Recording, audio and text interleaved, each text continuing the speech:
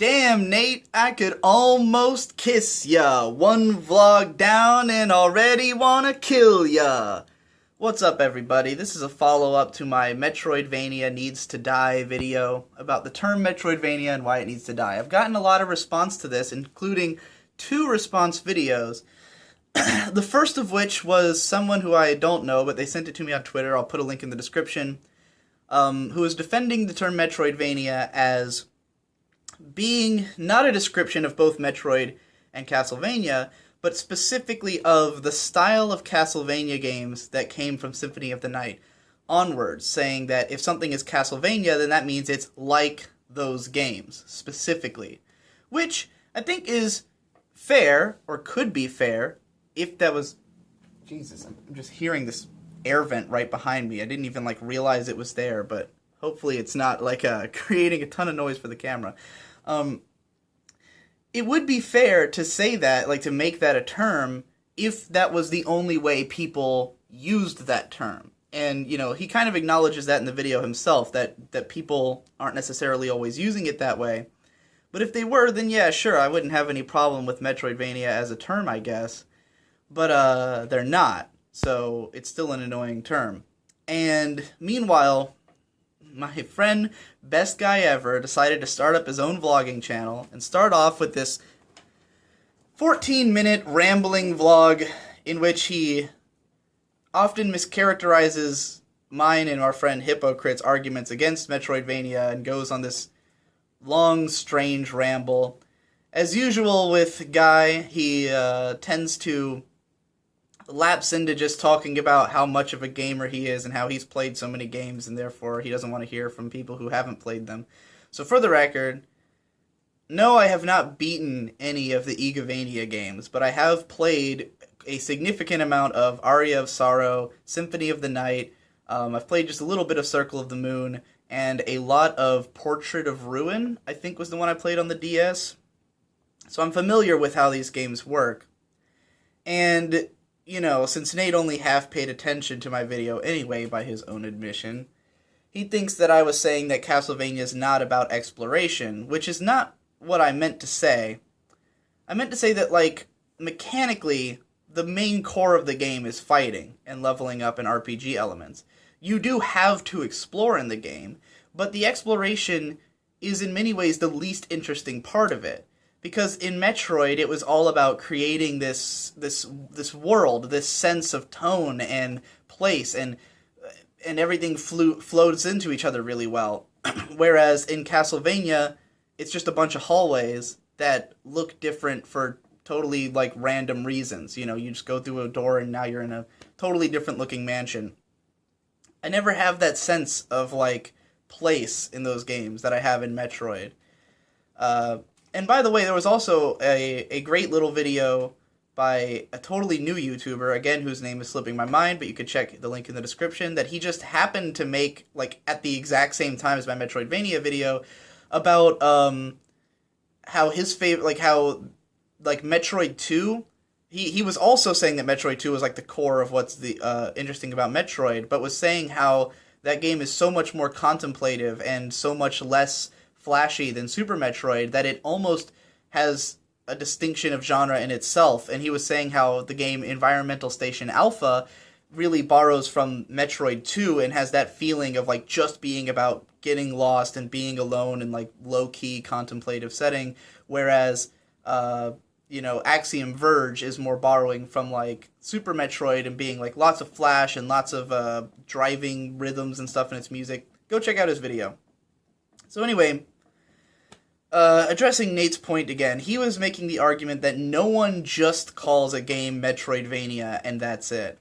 And I think this is the biggest reason that me and him are having a contention over this, is that I see that all the time. I always see people just saying, oh, you like Metroidvanias? Play this, he was saying that no one really says that, and I'm like, dude, I've read so many reviews where the opening paragraph is this is a Metroidvania game, so you know what to expect, or, on a Steam sale page where the description up at the top is, an indie Metroidvania 2D platformer that's, and then I watch the video and I'm like, okay, I guess this looks like it's just a Castlevania game, you know?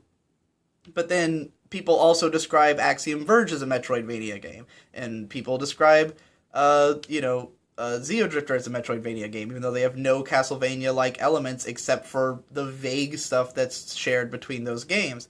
And the point I was making was that if Metroidvania is only describing the shared elements of Metroid and Castlevania, then it would be just as just as useful as calling it a Zelda clone. You know, those elements are very common to games in general. And someone had in the comments on that video had the defense of like saying that Dark Souls and games like that are considered Metroidvanias too. And I'm like, well, that just makes the problem even worse. If you're at the point of calling Dark Souls a Metroidvania, then because Nate had argued with me that and I have seen this. I have seen a lot of people call Dark Souls a Metroidvania, so I know where this guy's coming from, and maybe Nate hasn't seen this, and if he did, maybe he'd consider it more of a problem.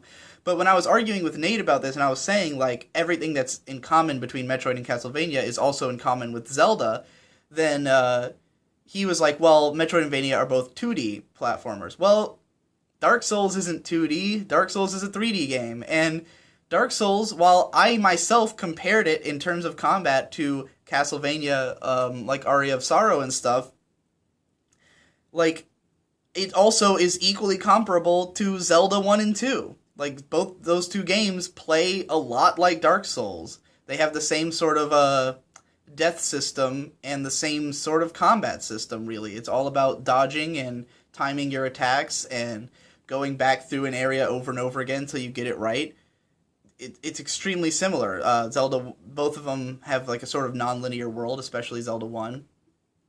So yeah, like, if you're gonna call those games Metroidvanias, you might as well just call them Zelda-likes. And I don't know why people don't like realize that. I don't know if it's just because Zelda 1 and 2 are so much more like that than the other Zelda games that maybe that's why people don't see it, you know? Because Zelda gets a lot more linear after the early games. But I really think that they're all, like, if the only point of using Metroidvania is to describe a type of world layout, then it's a pointless term.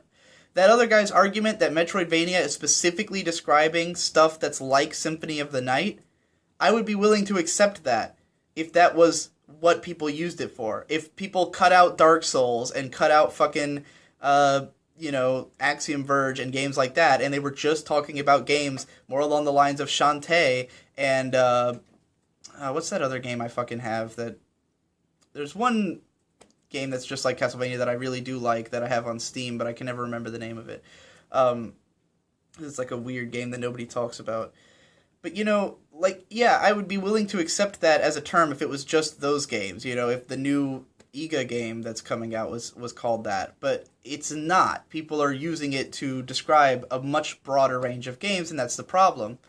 And so, and I guess I should have seen this coming, but there was a lot of comments and Nate's video that addressed the idea of, like, RPG and first-person shooter and how these terms are equally unhelpful. And I kind of agree. I mean, I'm in the camp that I think we should just have fewer labels in general. I think labels, are, like, for games like this, are by and large unhelpful, and all they do is promote people believing that they have more specific tastes. Like, there's so many people who will say, like, oh, I'm just into RPGs, and then they never branch out and try other games because they think that they have a really limited taste because of this genre description, even though, there's so many other games that blend styles and stuff that maybe people would be able to get into if not for that. So, like, with RPG, though, to me it just means stats. Like, that's all it really means, is that there's a level up system and stats. Like, in modern parlance, that's all it means.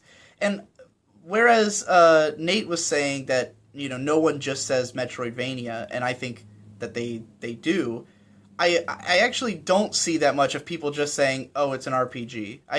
At minimum, people will say it's a Western RPG or a JRPG.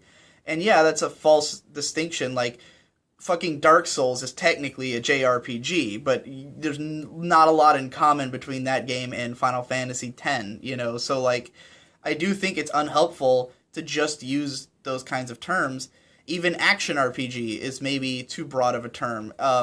Like I love action RPGs, but I hate like the isometric ones, like fucking Diablo and stuff like that, and those are considered action RPGs. And so like that was something I ran into when I was trying to find action RPGs to play, was that there's like these two very different genres where there's like games that are more like Zelda or Soul Blazer or something, and then there's games that are more like Diablo, and they're both like under this umbrella when it's really like two distinct genres of games. So yeah, I think the term RPG, like as a description of something other than just a game that has stats, is pretty worthless. But I do think that most people know that, and people get away from that. They don't do a good enough job of getting away from that, but they do, you know. Whereas I'd rather see games that are like Diablo be called Diablo-like, and games that are like Fallout be called Fallout-like, and games that are like, you know, like, and if there's enough distinction that that's not helpful either, then don't call it that, you know. But it really depends on how much distinction there is. With first-person shooter games, like, I don't think there's a lot, like, because people kept saying, like, well, you know, Call of Duty gets compared to Metroid Prime if you call them both first-person shooters. But I think that I've never seen a review of Metroid Prime that wasn't, like, upfront clarifying the fact that it's not like other first-person shooter games. Like, I think I would consider it a first-person action platformer is really what I would call Metroid Prime, because it's as much about those elements. It's about exploration and platforming and being a Metroid game. Like, it feels like a 2D Metroid game. Metroid Prime does an excellent job of being Metroid. And yet people probably wouldn't call that one a Metroidvania, because even though it has all the common elements of Metroidvania, it doesn't play at all like Castlevania. So, even though it does play just like Metroid. So anyways, yeah, like, I appreciate thinking first-person shooter is an unhelpful term, though I think that first-person shooter is more commonly deconstructed, again, than Metroidvania is. And maybe Metroidvania will reach this point. Like, Nate kept saying that it's just the start of a conversation. People say Metroidvania, and then they go on to describe more about it. But I don't see that. And even though he claimed that, he himself, when he was like selling me on Shantae months ago, just kept saying it was a Metroidvania game. He was saying that it had the most, like, you know, he was like, oh, it's all about collecting, you know, new items and getting stronger, and had the most satisfying, like, upgrade system he'd ever seen in a game, that he felt so good about the movement mechanics improving and stuff like that. But never once did he make the distinction that it's not really like Metroid, other than in the fact that it's an exploration game, you know? If he had just said it was just like Castlevania, then I would have been like, okay, let me meter my expectations to be, this is going to be like Castlevania, you know? Because I bought Shantae on his recommendation, and I've played about 3 hours of it. I think it's pretty okay, but it's not really the style of game that I'm into, which is Metroid games, you know, which I am a huge fan of, and Zelda games I'm a huge fan of. But not so much that Castlevania, Igavania style. Like, that's why I haven't finished any of those games, is that I'm not that into them. So yeah, like, I do think that it's a term that's being abused. I don't think it's that it's entirely worthless, like, inherently. It's just that no one's using it right, and so it's lost meaning. Like, if people were just describing one type of game, then it would still be a helpful term, but people are using it to describe a variety of types of games and not making that distinction, which Nate thinks that they are.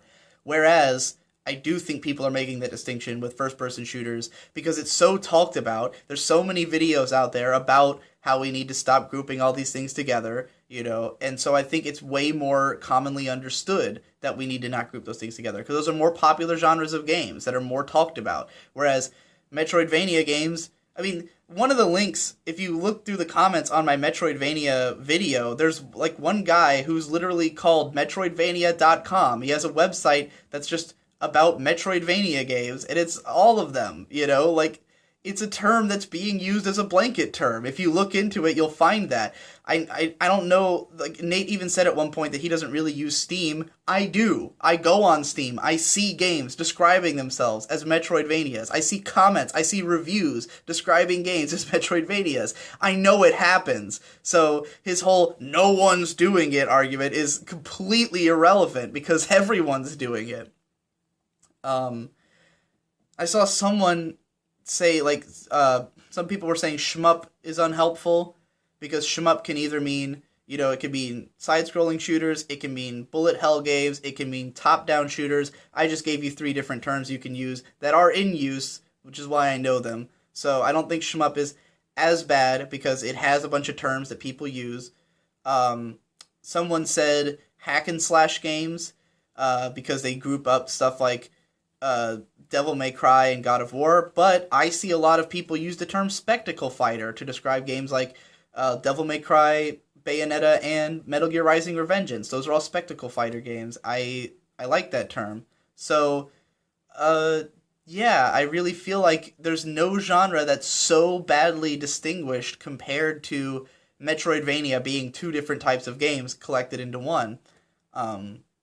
And so by me now making this video, hopefully people make that distinction now. And all I want to see is people saying, like, this game's like Metroid, or this game's like Castlevania, or just going into more description, like Nate thinks they already do, but they don't. So hopefully I've made that point clear.